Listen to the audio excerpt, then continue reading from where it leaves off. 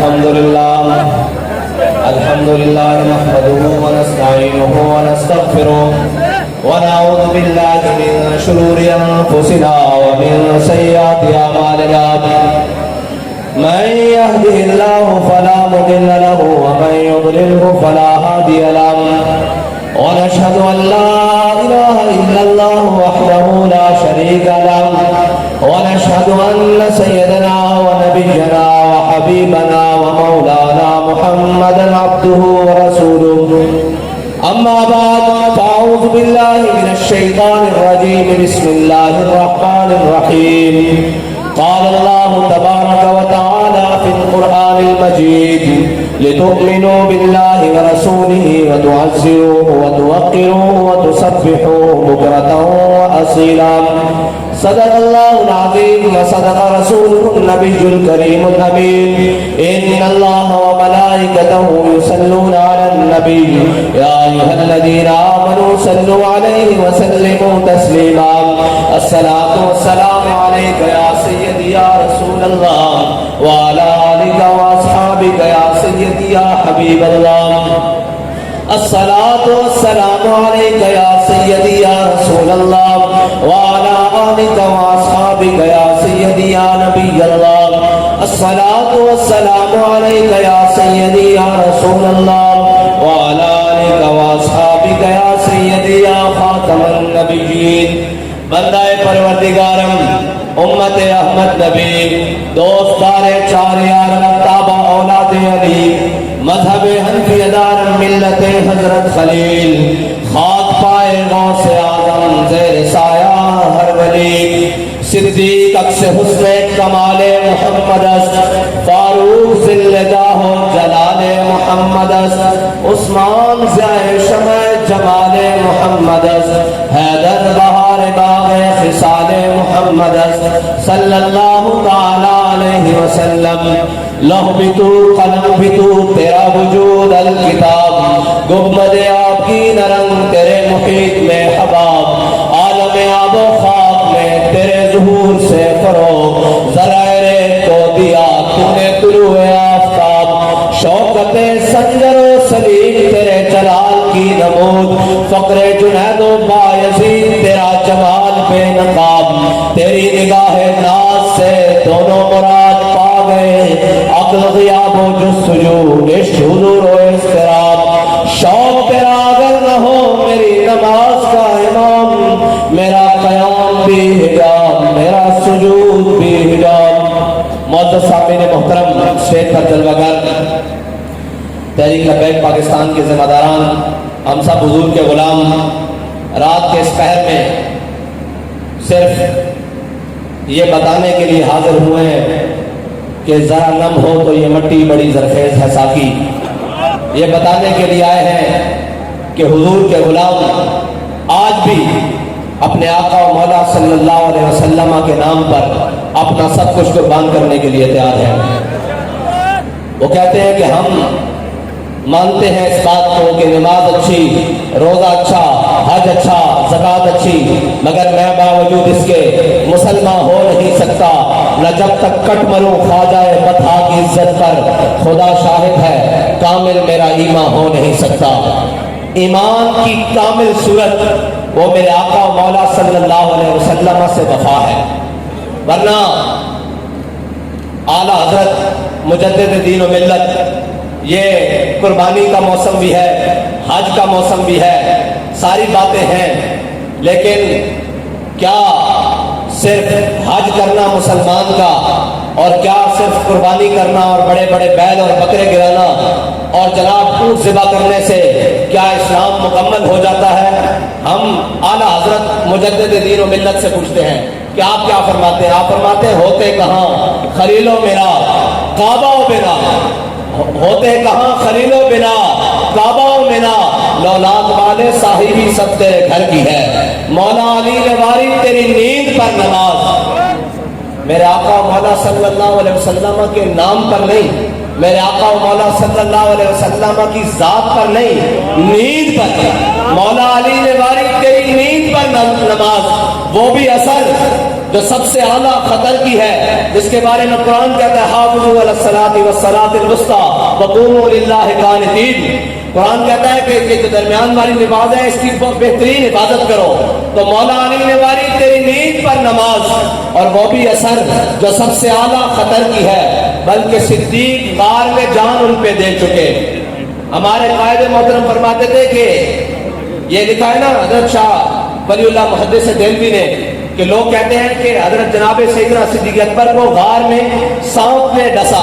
فرمایا سانپ نہیں، حیات کئی سانپوں نے ڈسا، لیکن میرے آقا مولا صلی اللہ علیہ وسلم جب حضرت سیدنا صدیق اکبر کی ران پر آرام فرما رہے تھے سر رکھ کر، تو حضرت سیدنا صدیق اکبر نے اپنے جسم میں جھرجری بھی نہیں لی، اس لیے کہ کہیں میرے آقا مولا کی نیند میں خلل نہ آ جائے، بلکہ صدیق غار میں جان ان پہ دے چکے۔ جان تو حفظ جان فروز غرر کی ہے۔ آگے مجدد فرما رہے ہیں، اور یہ وہ مجدد نہیں جو تھوڑی سختی آنے کے بعد کینیڈا بھاگ جائیں، رضا مدینے سے لوٹے مجدد کی سند لے کر۔ یہ وہ مجدد ہے جن کو مدینے سے سند ملی ہے مجدد ہونے کی۔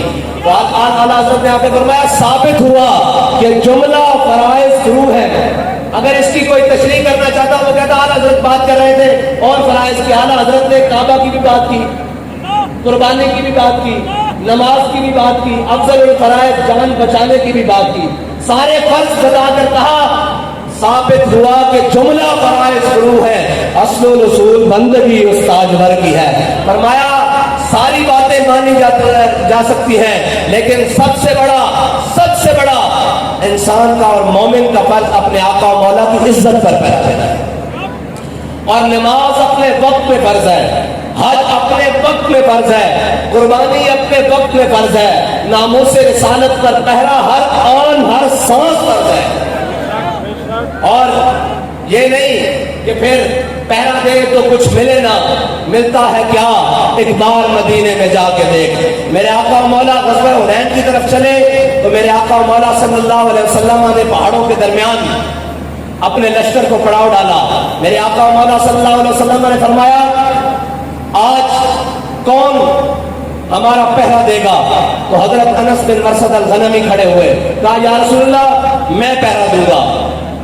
دو چیزیں ہیں، ایک ہے نماز میں صحابہ حضور کو دیکھیں، اور ایک ہے صحابہ اپنے امتی کو دیکھیں، اور صحابہ حضور سید عالم صلی اللہ علیہ وسلم کے چہرے کو صحابہ دیکھیں، اور ایک نماز میں حضور اپنے صحابی کو دیکھیں۔ دو چیزیں ہیں۔ حضرت سیدنا صدیق اکبر رضی اللہ تعالیٰ عنہ کی ابتدا میں میرے آقا و مولا صلی اللہ علیہ وسلم ایک قبیلے کا صلح کرانے کے لیے تشریف لے گئے۔ جب تشریف لے گئے تو نماز کا وقت ہو گیا، حضرت بلال نے اذان دی، سب نے متفقہ طور پر حضرت جناب سیدنا صدیق اکبر کو اپنا امام بنایا، سب نے امام بنایا۔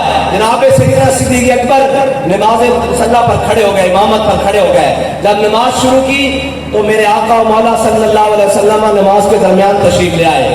اب بات یہ ہے کہ امام آگے ہوتا ہے، مقتدی پیچھے ہوتے ہیں۔ آپ کو بھی پتا ہے جب پیچھے سے کوئی آئے، امام صاحب آگے کھڑے ہیں اور حضور پیچھے سے تشریف لائے ہیں، صحابہ کو کیسے پتا لگا کہ حضور تشریف لے آئے ہیں؟ اعلیٰ حضرت فرماتے ہیں کوچا کوچا میں مہکتی ہے یہاں بوئے قمیص، اور یوسفستان ہے ہر گوشہ کنانے عرب۔ جب تازہ خوشبو آئی نا تو صحابہ کو پتا لگ گیا حضور تشریف لے آئے ہیں۔ صحابہ صفوں میں فاصلہ دیتے ہوئے میرے آقا و مولا صلی اللہ علیہ وسلم حضرت جناب سیدنا صدیق اکبر کے پیچھے آگے کھڑے ہو گئے۔ جناب سیدنا صدیق اکبر نماز پڑھا رہے ہیں، صحابہ نے تصدیق کی ایسے ہے یا ایسے ہے، ایسے ہے یا ایسے، یہ دونوں طرح۔ صحابہ نے ہاتھوں کے اوپر ہاتھ مارا اور صدیق اکبر رضی اللہ تعالیٰ عنہ کو متوجہ کیا کہ جناب توجہ کرے حضور پیچھے تشریف لے آئے ہیں۔ جب حضور میرے حضرت جناب سیدنا صدیق اکبر نے دیکھا کہ حضور پیچھے تشریف لے آئے ہیں تو آپ اپنے مصلی سے پیچھے ہٹنے لگے، اور جب مصلی سے پیچھے ہٹے تو حضرت جناب سیدنا صدیق اکبر کو میرے آقا مولا نے فرمایا صدیق مصلی کے اوپر کھڑے رہو۔ تو نماز کے دوران ہی حضرت سیدنا صدیق اکبر نے ہاتھ اٹھا لیے، کہا یا اللہ تیرا شکر ہے کہ تیرے حبیب نے مجھے یہ تو کہا کہ میرے مصلی کے اوپر کھڑے رہو۔ یہ ہے صحابہ नमाज में हुजूर को देखें। हजरत जनाब सैयदना सिद्दीक़ अकबर ने अपने आंखों के कोने से मेरे आका मौला को देखा। अब आगे देखिए, जो हुजूर की इज्जत और नामूस पर पहरा देने के लिए जाए, मेरे आका मौला उसे इनाम क्या देते हैं। हजरत अनस बिन मरसद अल-गनमी खड़े हुए, कहा या रसूलल्लाह आज रात मैं पहरा दूंगा।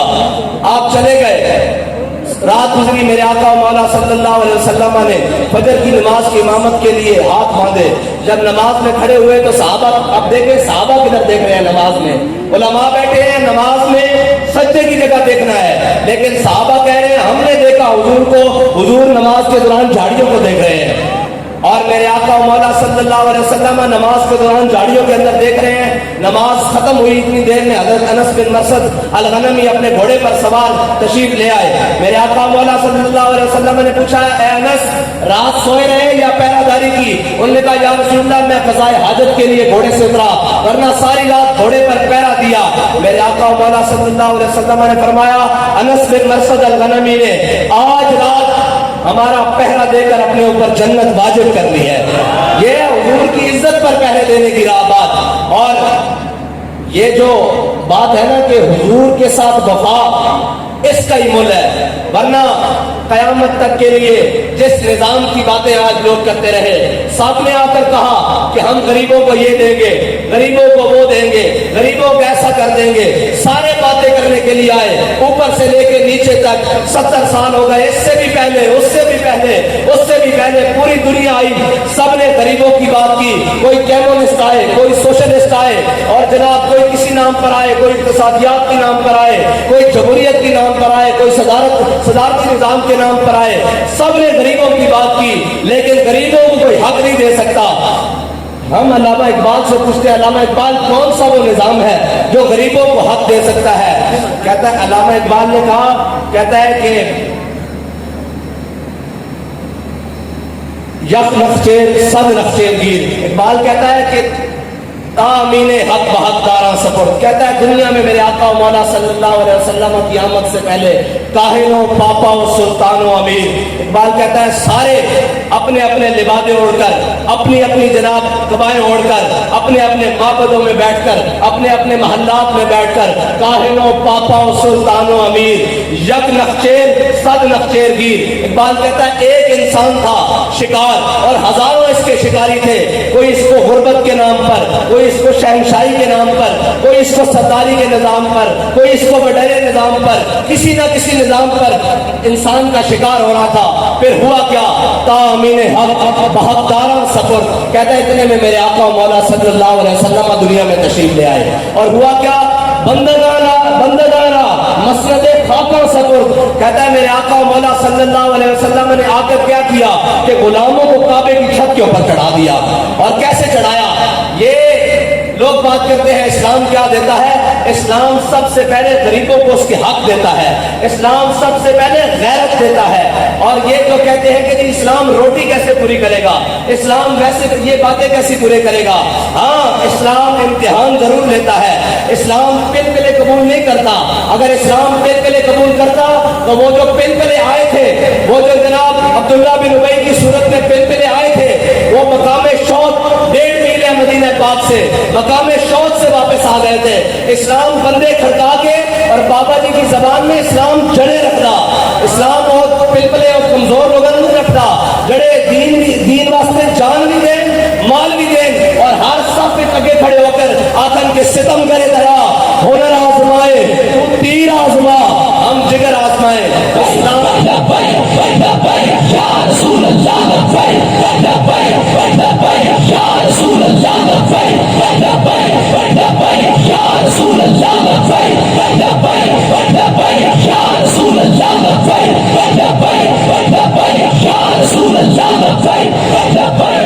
ये लोग समझते हैं कि हम आराम वाला दीन, सुकून वाला और बड़े मजे वाला और फ्लेक्सिबल किस्म का दीन, जिधर हम मुड़े दीन भी हमारे पीछे मुड़े। दीन वो नहीं है जो हमारे पीछे चले, दीन वो है जिसके पीछे अबू बकर, उमर, उस्मान और अली चले हैं। और बदलेगा जमाना लाख, मगर कुरान नहीं बदला जाएगा। है कौले मोहम्मद कौले खुदा, फरमान नहीं बदला जाएगा। دین کے اصول قیامت تک نہیں بدل سکتے. وہ دین کے اصول سیاست کے لیے ہو, وہ دین کے اصول عبادت کے لیے ہو, وہ دین کے اصول معاشرت کے لیے ہو, وہ دین کے اصول تہذیب کے لیے ہو, وہ دین کے اصول تمدن کے لیے ہو, وہ دین کے اصول معاشیات کے لیے ہو. دین کے اصول نہیں بدل سکتے. اگر دین کے اصول کوئی بدلنے آئے گا تو دین اس کو لٹا کے رکھ دے گا. اگر تم نے دین کا اصول اتنے سال بدل کے رکھا تو دین نے تمہارے ساتھ کیا کیا؟ اسلام نے تمہیں IMF کا بھکاری بنا دیا. آج پھر تم سود کے خلاف تم سپریم کورٹ میں اسلامی شرعی عدالت وفاقی شرعی عدالت کا فیصلہ چیلنج کرنے کے لیے جا رہے ہو. تو یہ یاد رکھنا, اگر تم اللہ اور اس کے رسول کے حکم کے خلاف گئے تو پھر یاد رکھنا اس ملک کو دیوالیہ ہونے سے کوئی نہیں بچا سکتا. آج بھی تمہارے پاس وقت ہے, آج بھی اس ریاست کے سربراہان کے پاس وقت ہے کہ وہ ساری چیزوں سے دامن چھڑا کر حضور کے دین کے اوپر اس ملک کو, جس ملک کو حاصل کیا گیا تھا پاکستان کا مطلب کیا, لا الہ الا اللہ کے نعرے کے اوپر, آج بھی ان کے پاس وقت ہے کہ وہ اس ملک کو موڑ کر حضور کے دامن کی طرف, حضور کے نظام کی طرف موڑ دیں. ورنہ IMF اور جناب عالمی بینک اور جناب رشیا اور سعودیہ جو بھی ممالک ہیں, تمہیں مزید اس قوم کو اور گروی رکھنا پڑے گا اور اس قوم کی ہر چیز بک جائے گی اگر تم نے اللہ اور اس کے رسول کے نظام کے خلاف کوئی عدالتیں, اور عدالتیں نہیں ہیں یہ, اگر عدالتیں ہوتی تو سود کے خلاف فیصلے کو 20 سال لگتے. اور جس کو وفاقی شرعی عدالت کہہ رہے ہو تم, تو شریعت اس کو کہتے ہیں. شریعت کا تو میں نے کہا بدلے گا زمانہ لاکھ مگر قرآن نہیں بدلا جائے گا. سپریم کورٹ کون ہوتی ہے شریعت کے فیصلے کو بدلنے والی؟ میں کائنات کا کوئی بھی ہو, شریعت کے مقابلے میں تو ابو بکر عمر کے سر جھکے ہوئے ہیں, عثمان و علی کے سر جھکے ہوئے ہیں, پاکان امت کے سر جھکے ہوئے ہیں. تو سپریم کورٹ کون ہوتی ہے جو سود کو حلال کہے اور اس ملک کے لیے جائز کہے؟ انشاءاللہ اب وہ وقت دور نہیں جب حضور کے غلام اس پورے پلید نظام سے نکال کر حضور کے دین کو غالب کریں گے. ایک منٹ جی, آپ تھک گئے ہیں تو میں واخر دعوانا الحمدللہ کہتے ہیں.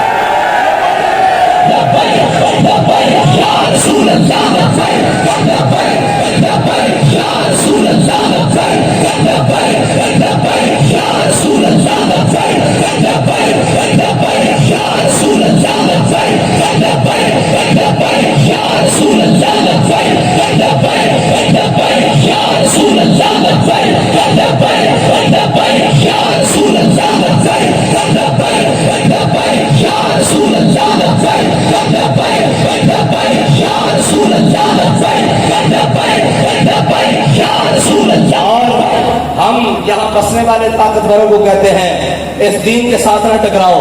اس دین کے ساتھ ٹکرانے کے لیے ابو جہل بھی آیا تھا, اس دین کے ساتھ ٹکرانے کے لیے عتبہ اور شیبہ بھی آئے, اس دین کے ساتھ ٹکرانے کے لیے وہ مشرف بھی آیا, اس دین کے ساتھ ٹکرانے کے لیے وہ نواز بھی آیا جو آج اس ملک میں نہیں بھاگ کر باہر بیٹھا ہوا ہے. اس دین کے ساتھ بڑے بڑے جناب مذاق کرنے والے اور ضیاء الحق جیسے بڑے بڑے جناب دین کے ساتھ آئے, وہ باقی نہ رہے. اللہ کا دین آج بھی باقی ہے اور اللہ کا دین قیامت تک باقی رہے گا, کیونکہ جناب ان الدین عند اللہ الاسلام, اللہ کے ہاں دین ہے یہ اسلام. اس لیے اس کی بنیادوں کے ساتھ نہ چھیڑو. اگر اس کی بنیادوں کے ساتھ چھیڑو گے تو ذلت تمہارا مقدر بن جائے گی, وہ معاشی طور پر ہو, وہ غیرت کی طور پر ہو, وہ ہر طرح سے تمہارا مقدر بنے گی. اگر آج بھی اپنے آپ کو بچانا ہے تو علامہ اقبال سے پوچھ رہے تھے, اقبال اس امت کی, اس قوم کی بچت کس پہ ہے؟ اقبال کہتا ہے ذاق ملت را حیات از عشق اوست اور برگو ساز کائنات از عشق اوست. اقبال کہتا ہے کہ اگر امت مسلمہ اور یہ قوم دوبارہ عزت چاہتی ہے تو اپنے آقا و مولا کے دامن سے وابستہ ہو جائے. اور کیسے وابستہ ہو؟ غیروں سے دامن چھڑا کر ہو, امریکہ اور نیٹو سے دامن چھڑا کر ہو.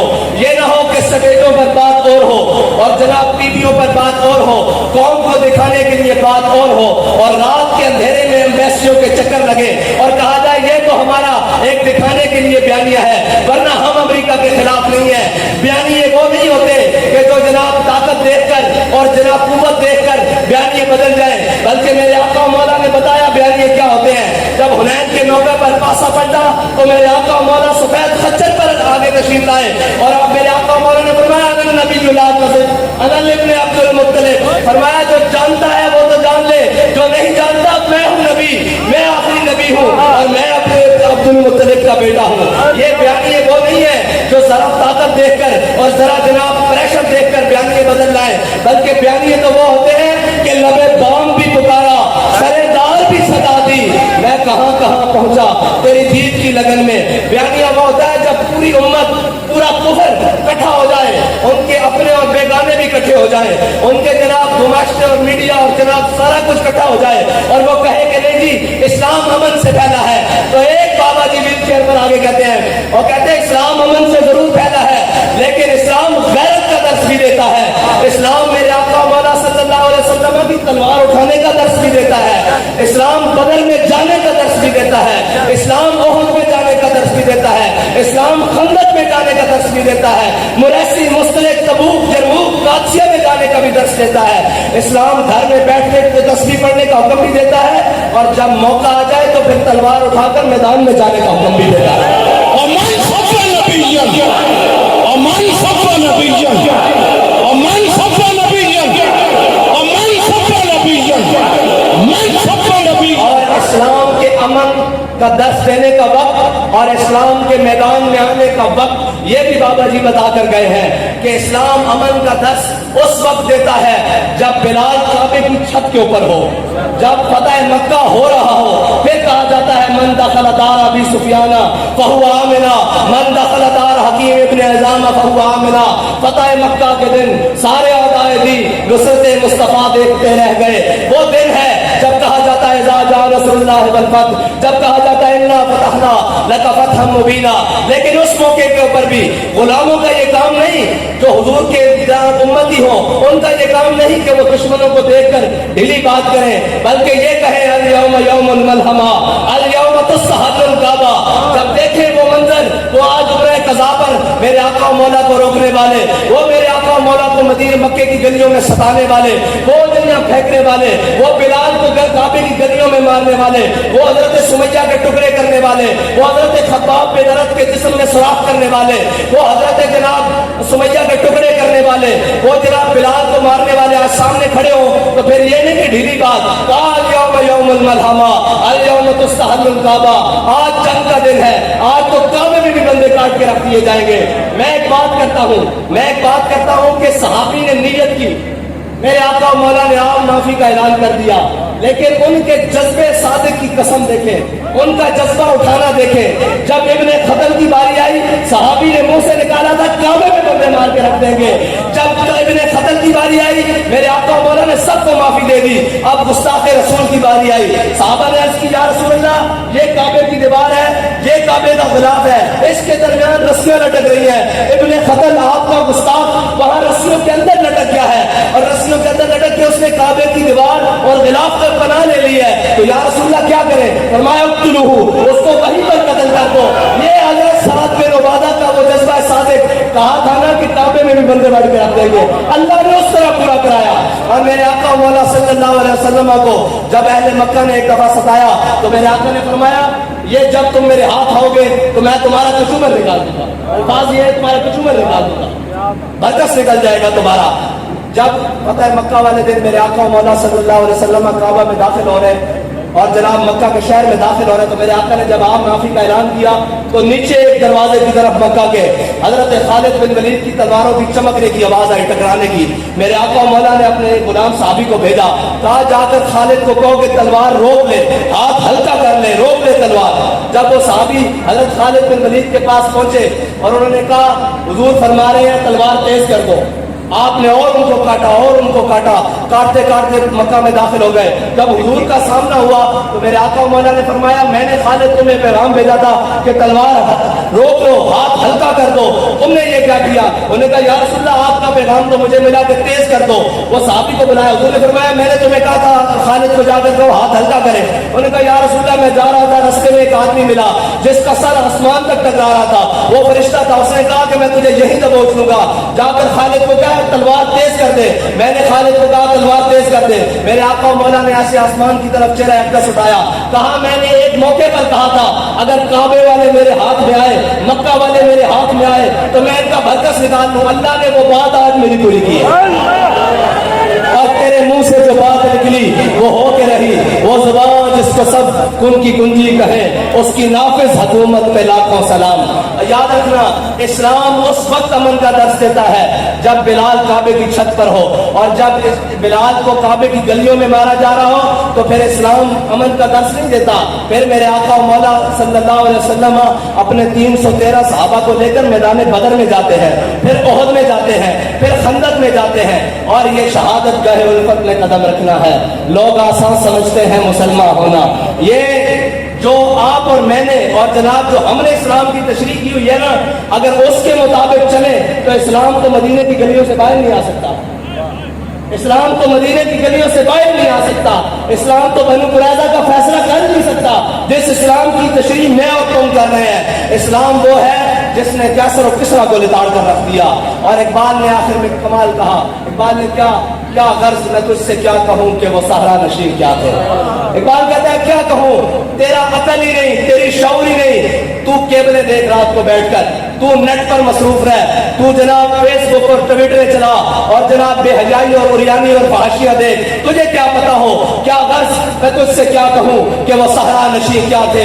آج اس لعنتوں نے ہمارے محرمات عقیدہ کے رشتے بھی پامال کر دیے۔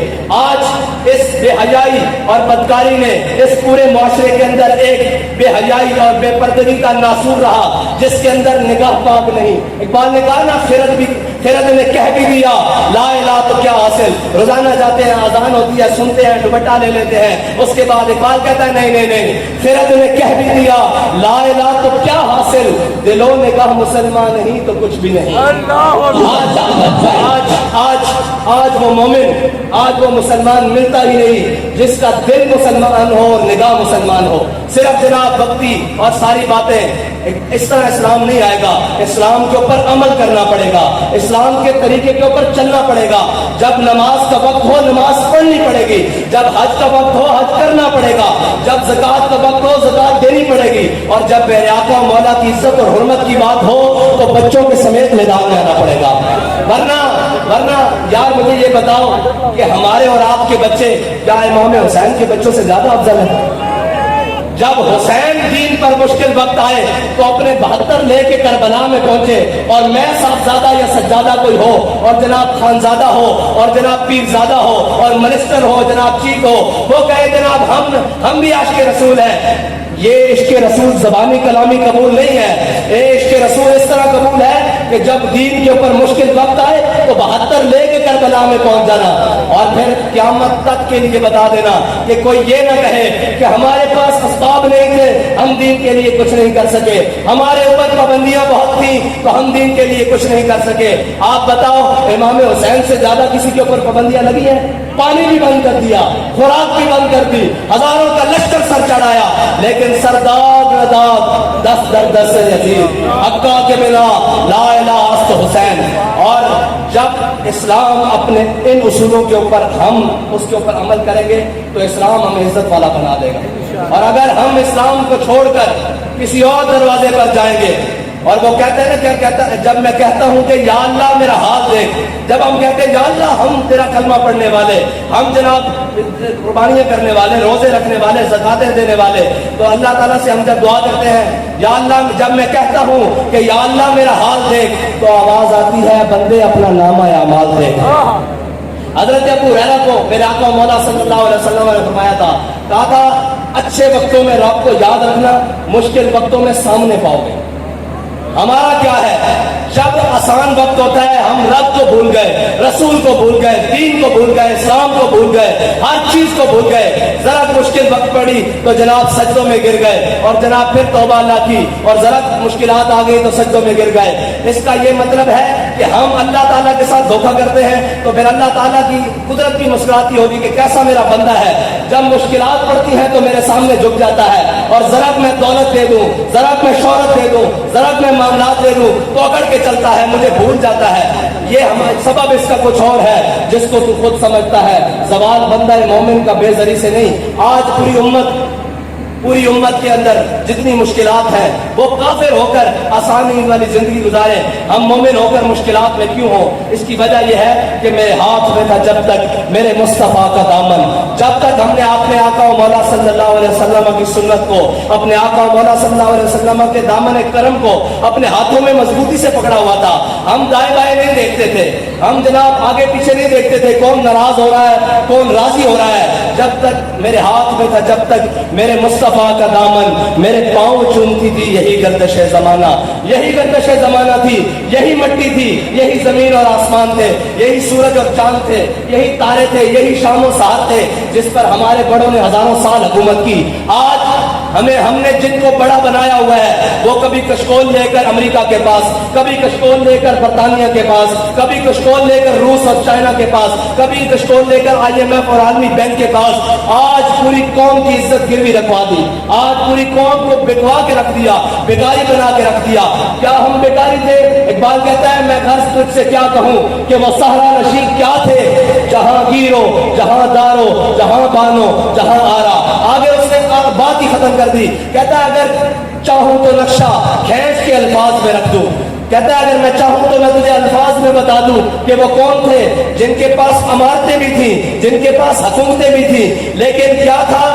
हजरत सईद बिन आमिर अल-जुमाही बड़े बरकत वाले हैं। आपकी बात इस्लाम के निज़ाम के लिए क़यामत तक के लिए मीनारे नूर है। हजरत सईद बिन आमिर अल-जुमाही, आज हमारा एक कोई वजीर, एक कोई MLA, कोई MPA वो बर्तन में नहीं आता, वो अपनी औकात भूल जाता है। जरा इज्जत मिल जाए वो जनाब अयाशियाँ बदमाशियाँ और जनाब सारा कुछ। हजरत सईद बिन आमिर अल-जुमाही आप हिम्स के गवर्नर हैं और आपकी शिकायत आ गई हजरत फारूक आजम के पास, तीन चार शिकायतें आ गई।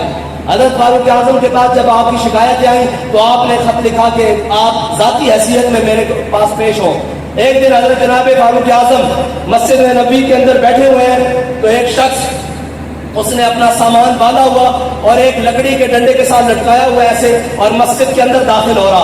हजरत उमर ने ऐसे देखकर कहा कि अगर मेरी आंखें धोखा नहीं खा रही तो ये हिम्स का गवर्नर सईद बिन आमिर अल-जुमाही नहीं। तो लोगों ने कहा जी ये हिम्स का गवर्नर सईद बिन आमिर अल-जुमाही है। आपने बुलाया, उन्होंने नमाज पढ़ी, बुलाया, आपने फरमाया सवारी कहाँ है? उन्होंने कहा हुजूर वो तो कौम का अमानत थी, वो तो बैतुल माल में जमा करा के आए। आपने फरमाया हिम्स से यहाँ कैसे पहुंचे? उन्होंने कहा हुजूर पैदल पहुंचा हूँ। आपने फरमाया तुमने सवारी क्यों इस्तेमाल नहीं की? उन्होंने कहा हुजूर आपने मुझे जाती हैसियत में तलब किया है, हुकूमती हैसियत का तर्जुमान बनकर नहीं आया, मैं जाती हैसियत में आया हूँ, इसलिए सवारी बैतुल माल में जमा करा के आया हूँ। हजरत सईद बिन आमिर अल-जुमाही ने बैठे उन्होंने कहा जी आपके खिलाफ कुछ शिकायतें हैं। उन्होंने कहा जी बताएं क्या शिकायतें हैं? उन्होंने कहा जी एक शिकायत तो ये है कि आप सुबह घर से देर से निकलते हैं। उन्होंने कहा जी अच्छा।